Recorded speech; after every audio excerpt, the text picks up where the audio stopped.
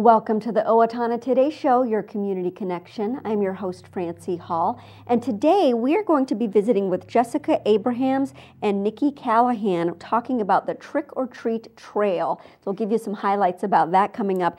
And then we're going to be speaking with Master Gardener Deb Arlt, and she's got a lot of information for us about tree trimming and pruning for fall and the things to avoid as well. So we want you to stay with us for that. We also want you to know that if you have a story that you think needs to be shared about our community or something going on in our community, please do let us know. Go ahead and contact us at owatonnatoday@charter.net.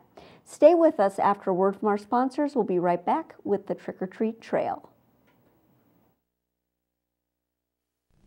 Hi, I'm Jody Voisin with the staff at Fairview Animal Medical Center, your other family doctor. Fairview Animal Medical Center is a proud supporter of the Owatonna Today Show.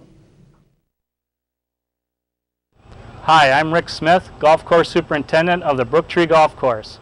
Brooktree is an 18-hole championship golf course featuring well-manicured greens, tees, and fairways. We are open to the public. I challenge you to find a better maintained golf course for the money we charge here at Brooktree. Come on out and play Brooktree, a great golf course.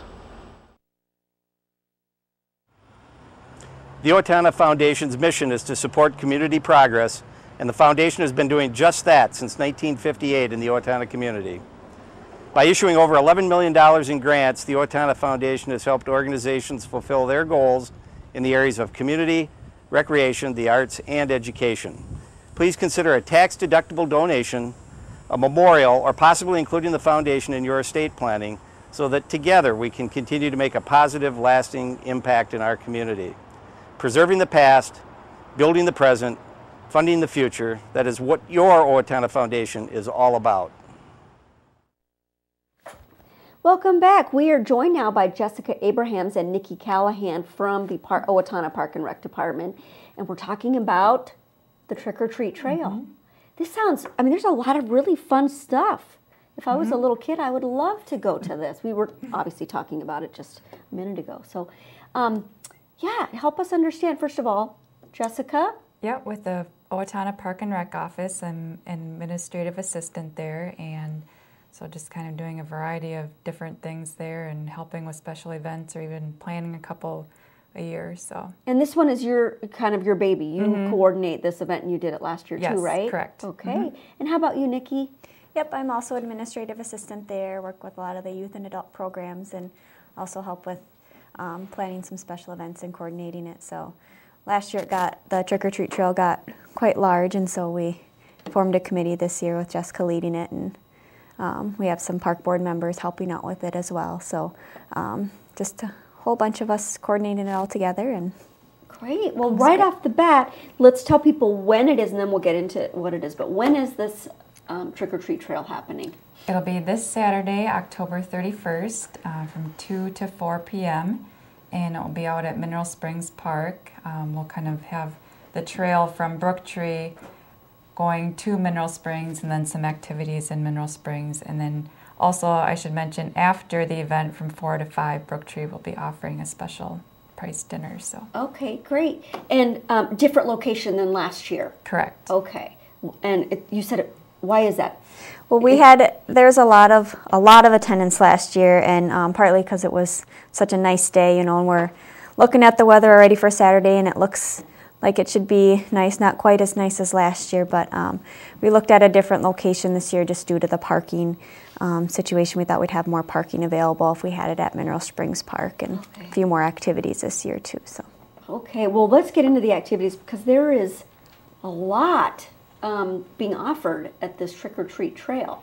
So it's on Halloween. That's great. What first of all, what age range are we talking about going on this trail? We would like to just see all ages come out for it. We're really stressing it as a family event, so have your whole family come out there together and enjoy it. I mean, we had people last year, all ages, grandmas and grandpas bringing their grandkids, and really any age we'd like to see come out for it. What are some of the, so what are the activities? There's a slew, so let's try and touch on some of those? Who wants to address? Why don't we talk about what's going on for the little ones, Nikki? You want to tell us about that? Sure. Well, around the pavilion area, after you go through the trail, or before or after, whichever order you want to do it in, but up by the pavilion, we'll have a bouncy house up there, so you can take your turn doing that. We also have the Rad Zoo up there with showing some of their animals, so you can enjoy that. We'll have a Halloween craft up there, as well as face painting and a photo booth. So all of that will take place up in the pavilion area. So, I mean, any age from and how baby much on does that up. cost? Because that's a lot of stuff you would normally be paying a fair amount of money for. Yep, nope, there's no charge for any of the events out here at Mineral Springs Park. The only charge will be after if you go to Brooktree for the $1 dinner. But as far as the face painting, bounce house, all that, we have some great sponsors for the hayride. So I can just name those. We have please. Yep, Jaeger Communications, Profinium, Sterling, KRFO, and Hudson Family Dental are all our sponsors for the hayride and activities up there. So all the activities going on that you just described. Thank you for doing that. Yes. Because that is amazing. You get free photos and all these great activities. Rad Zoo usually would cost you some money. For people who don't know what the Rad Zoo is. Yeah, they have it's the reptile and amphibian zoo in town, and so we're not sure exactly which animals they're going to bring there, but there'll be definitely a variety to look at. And do they have tarantulas there? I believe I they would do. imagine So for Halloween a tarantula might be on the not the menu, but on the but yeah. Okay. And so what else is going on along the trail? So we've got the pavilion. What's going on around the trail? So along the trail, we've had about 20 great businesses sign up to participate, and they will be having their booths along the trail. And they'll be handing out candy. They're doing different games. I know we're even having one that is doing a cupcake decorating station. And do you get to eat the cupcake afterward? Oh, man. Yep. How about if I don't have kids anymore at home? Can I still go? Definitely. Come on out. Got to dress up. Yeah. That's it. I don't want to be creepy. Anyway. Okay, so sorry. Go ahead. Yep. So they get the cupcake station, then what comes? And I know even some of them are targeting some of the adults too. One is offering some sort of competition to win a free Fitbit for adults. Oh, okay. And so I think just all ages, and coupons and candy and just treats and toys and games, and so. And so we have how many booths again? Did you say 20? Mm-hmm. And I think you told me earlier, dentists as well. Well, there's a fair number of dentists there. Yep. Are some of them providing candy? Yes. And others are providing just toothbrushes? Yeah, I'm sure. And what else is going on? I think you said stickers.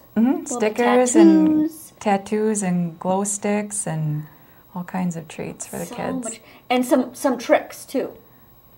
Or maybe. Games. Yes, right? games. Okay. Right. Yep. Okay. Yeah. What's I shouldn't ask you this. What's your favorite? Is there something that you particularly, or what's the most popular? I know. Okay. Most popular? Last year the cupcake decorating I think was probably very popular with the kids. So. Okay. But I think all the businesses are offering great things. So. And so what do they do? Is there they have to go in a certain order? Obviously what's the path? How long is the path? Well, you start at the parking lot by Brooktree.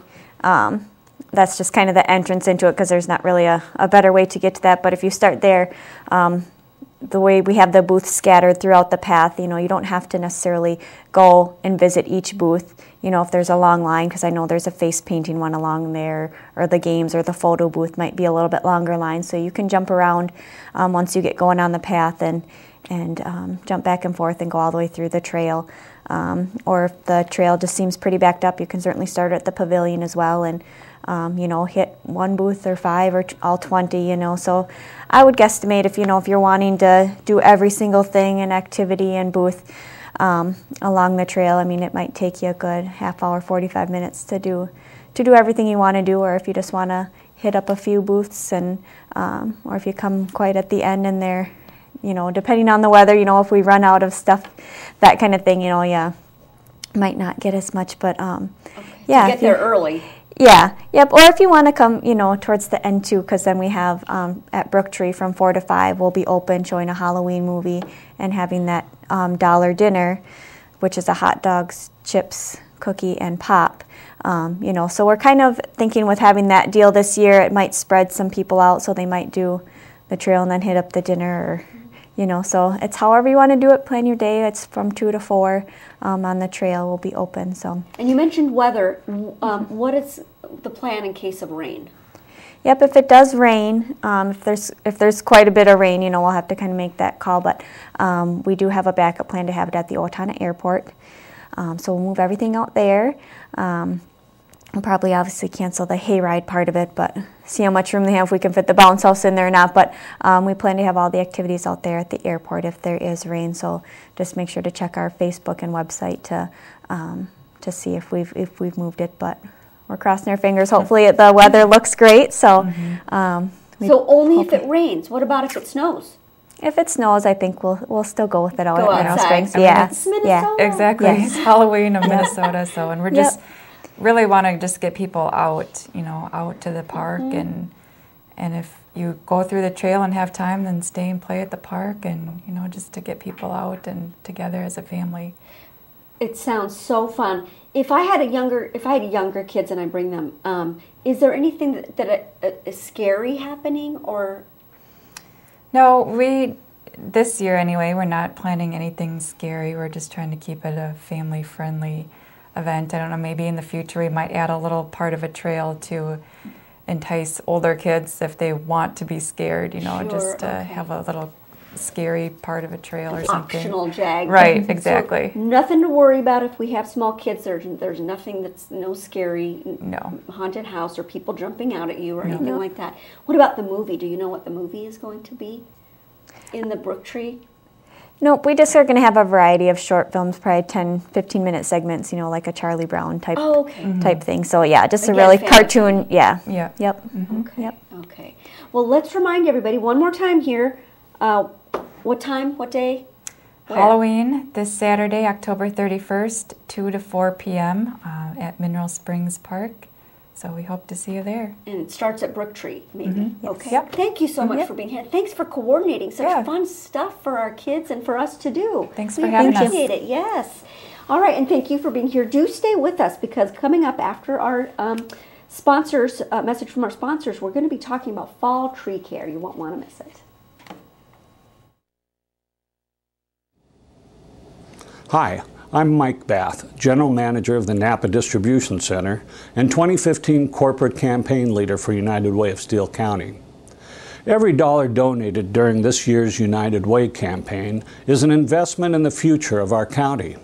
Our goal this year is to raise $670,000 to create a stronger, healthier community where everyone has the opportunity to meet their basic life needs and reach their full potential. It takes all of us pulling together to meet our common goals. And thank you for doing your part to support United Way of Steele County by giving from the heart to this year's campaign.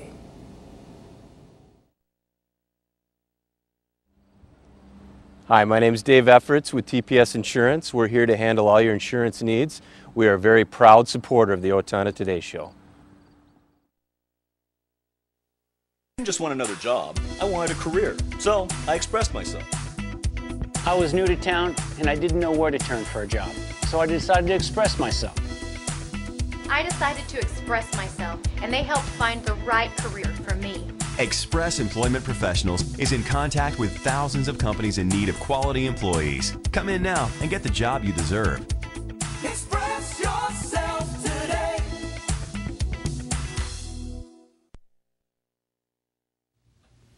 I'm Bill Owens with the Owatonna Business Incubator. Whether your business is just starting out or is expanding, we have the office space and manufacturing space that you need. As the Small Business Counseling Center for this region, we are able to help you in your expansion or your startup of your business. We are a proud sponsor of the Owatonna Today Show.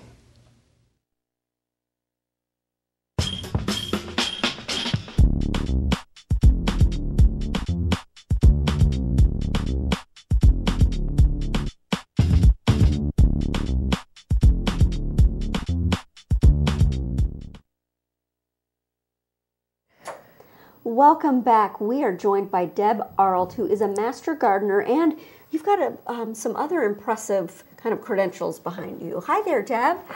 Thanks for being here. Thanks. And you're with the University of Minnesota Extension Office here? Yes. In Steele County. What is it, first of all, just so people know, what is your background? Because we're going to be talking about fall pruning or things not to prune. What is your background with tree? Okay, I have a degree in plant pathology, which take care of sick plants and stuff. And I also have a degree in weed science. And I've been doing this since like 1976. I worked at the university right in college. Oh my God, we've got a wealth of experience then. So tree pathology, and so we're talking about the health of our trees today. Yes. And how to keep them that way and not, kill them over right by over pruning or whatever else we can do to harm them. We want to keep them healthy. So let's talk about that, because as we were talking earlier, you said there are so many things that we could talk about, so we're going to have to narrow it down. But most importantly, let's just get it out there. What are the trees, the main things that we should be pruning back in the fall to keep the tree healthy? Okay. Yeah. There's a number of reasons why we prune, first of all. Okay, good. And let's I talk have about 4 that. reasons. One of them is for the health of the tree. Another one is we want to make sure that it keeps things keep flowering and producing fruit. So we prune for that. We also prune to keep the plant looking nice. And then the last thing is that we want to make sure we're protecting the property, and so like the tree limb isn't going to fall on you or something. So those are the 4 reasons that we do it. And sometimes, I would imagine, sometimes those can be counterproductive. So if I've got something, that's threatening my roof, and I have to prune it, just get rid of that branch, it could possibly be detrimental to the tree, but good for my house. Right. So when you prune, you have to make sure that the integrity to the tree is still okay, because if it's lopsided, yes, you're right, then the tree is not going to be, able to withstand wind and other things. So yeah, that's a big consideration. Okay. So what kind of trees do we need to really kind of focus on for the fall? All right. The 2 things I hear the most of in our area, we have oak trees and apple trees that have special things that we only want to prune them while they're dormant, which means, so that's fall or late winter pruning. And considering our weather this year, we really haven't had a cold or a hard frost yet. So we might even want to wait a little bit longer to prune. Oh, really? But the reason we want to prune those 2 trees late is because they both are susceptible to some really devastating plant diseases. Oaks get oak wilt, and apple trees get fire blight. And both of those diseases, if you prune during the growing season, you're making them more vulnerable because there's wounds that the diseases can get into.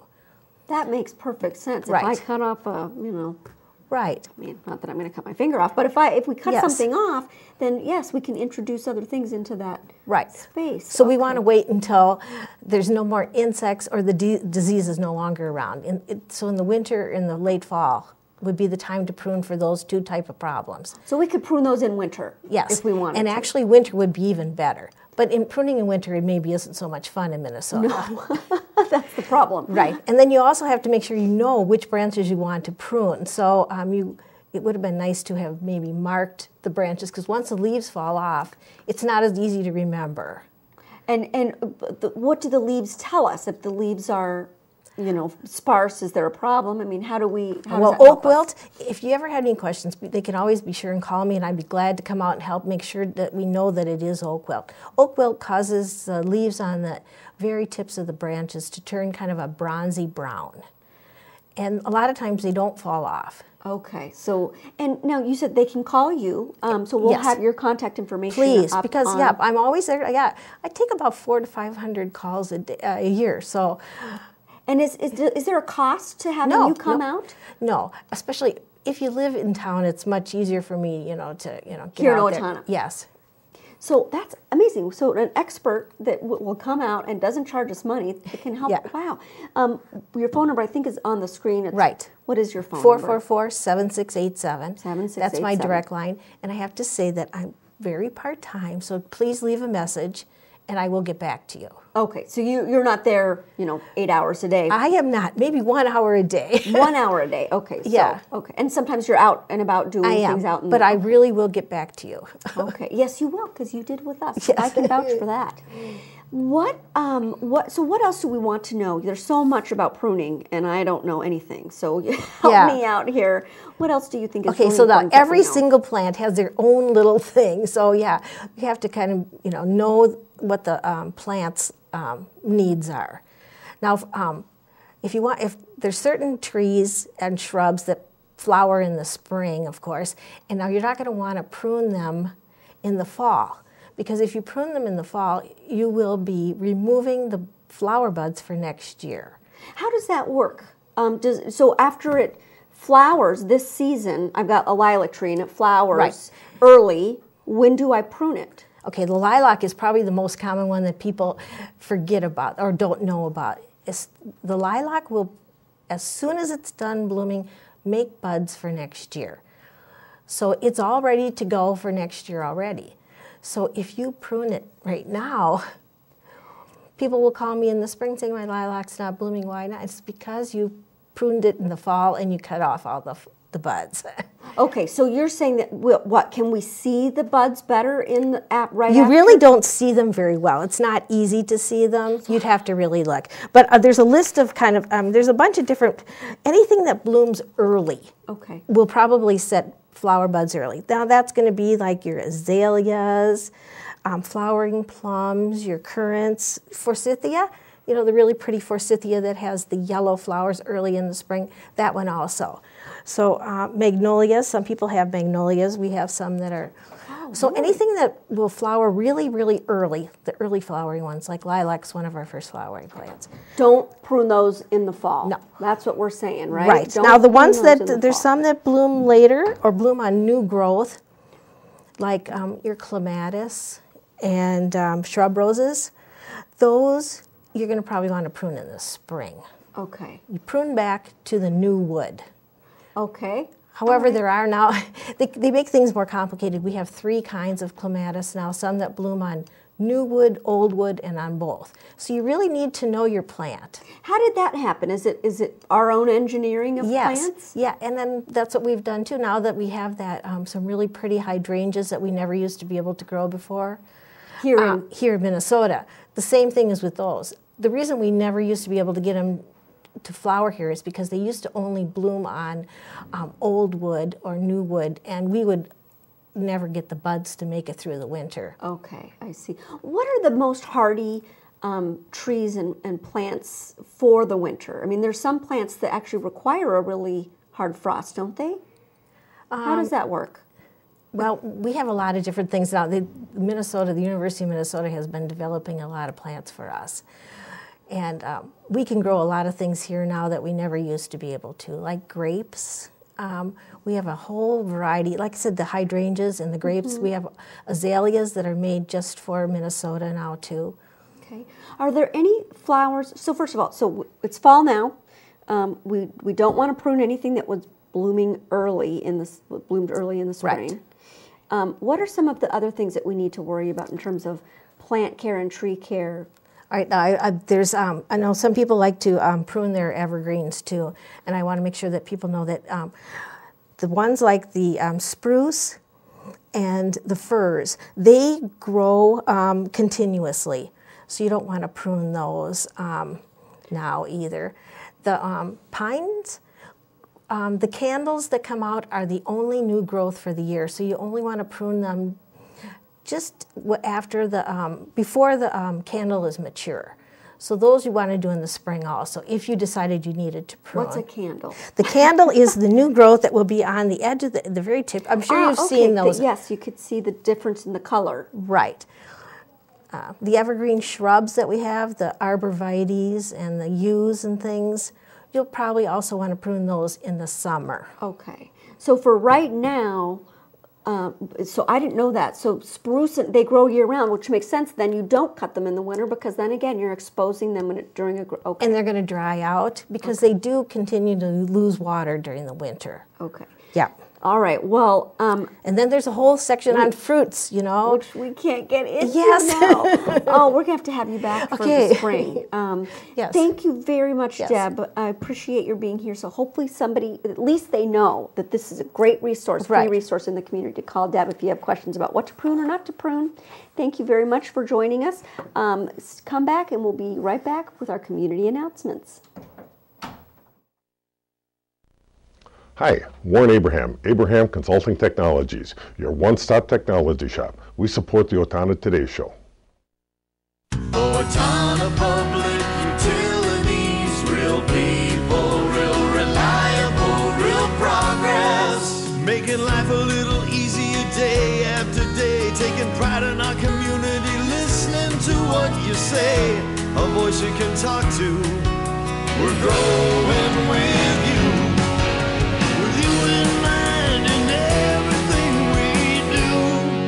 Owatonna Public Utilities.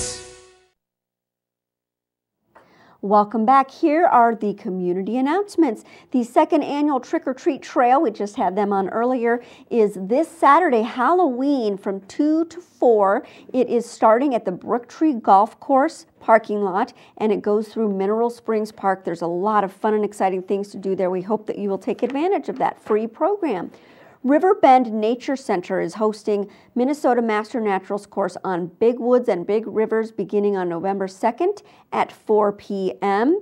The cost for the course is $275, including materials. Scholarships are available. If you have questions about this Master Naturalist program, go ahead and call Riverbend Education Coordinator Amber Brossard at 507-332-7151.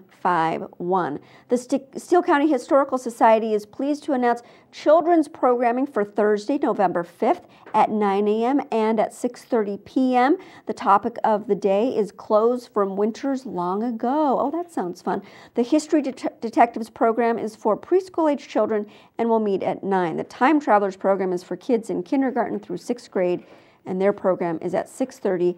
Steele County Historical Society on November 5th. Steele County Public Health, November 7th, is having their influenza vaccine clinic, low or no cost, at Roosevelt School in Owatonna from 9 until noon on November 7th. Community Blood Drive is taking place on November 4th and 5th and 6th at St. Joseph Church. On the 4th, it's from noon to 6. On the 5th, noon to 6. And on the 6th, it's from 8 to 1. If you have any questions, call 800-733-2767 or redcrossblood.org. Walk-ins are welcome. The Owatonna Hospital Auxiliary, that's not easy to say, is hosting its 53rd annual Holiday Bazaar on Friday, November 6th from 9:30 a.m. to 4:30 p.m. and on Saturday, November 7th from 9:30 a.m. to 2 p.m. at the Owatonna Hospital. Thank you so much for joining us. We would like you to come back and join us for Friday's show. And on Friday, we're going to be talking about that Holiday Bazaar, and also we'll get an update from the City of Owatonna's Chris Boosie. Come back and join us then.